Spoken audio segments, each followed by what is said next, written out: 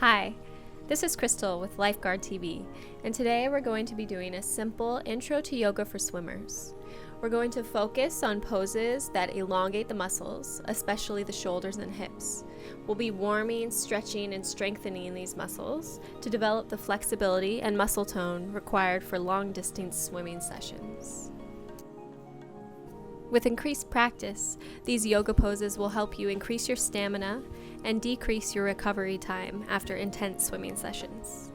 We're going to go ahead by placing the hands on the belly, letting the eyes fall shut, and begin natural, long, deep breathing. Just feel the breath enter and leave the body, letting it slow down.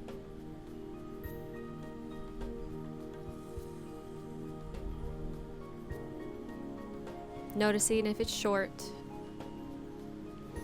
And then placing one hand on the chest, we'll begin a two-part breath. So as you inhale, the low belly expands, and then the chest expands. And as you exhale, the chest falls, the low belly contracts. Inhale, low belly fills, chest fills. Exhale, chest falls, low belly contracts. We'll use this two-part breath throughout the rest of our session in all the poses that we go through. Keeping the attention on the breath, keeping it long, smooth, and deep. Then go ahead and release the hands onto the knees. Then reach the fingertips onto the mat. Inhale, left fingertips up. And exhale, come into a side stretch, walking the fingers out.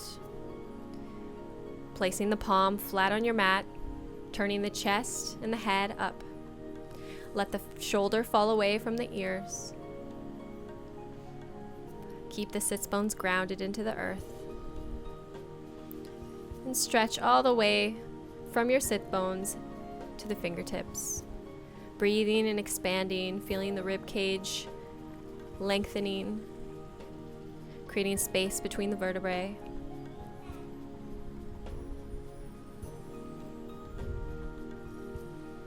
And then if you'd like to deepen, you can come down onto your elbow, making sure to keep the sit bones grounded into the earth. If this is too much of a stretch for you, just back up onto the hand. And inhale up. Exhale, opposite side. Creating space between the ribs. If it bothers the neck to look up, you can look down or straight ahead. Deep belly breath, two-part breath in the low belly and the chest. Coming down onto the elbow if you'd like. Continuing to breathe deeply, opening the heart. And then come back to sitting. Then go ahead and find your way onto your hands and knees. Placing the hands under the shoulders, the knees under the hips distance apart. We're going to inhale the heart forward, the tailbone up, and then exhale, drop the tailbone, press up between the shoulder blades for a cat-cow stretch. So we're starting to warm up the spine here, getting the spinal fluid to move up and down the spine, dropping the shoulders away from the ears, turning the gaze up as you inhale, dropping the head completely as you exhale. Trying to find your maximum range of motion. Starting to warm up the shoulders.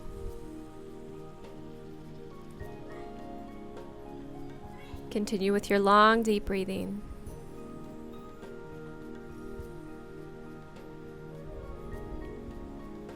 And then bring it back to center. As you're ready, we're going to curl the toes under. Bring the hands slightly ahead of shoulder distance and lift up to downward facing dog. Coming onto the balls of the feet, turning the tailbone up towards the sky. And then descending the heels when you're ready. Pressing into all four corners of the hands. Spinning the elbows in. Keeping the shoulders away from the ears, creating space in the upper back.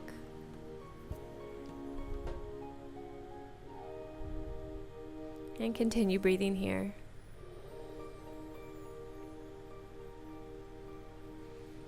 Feel the heat in the shoulders.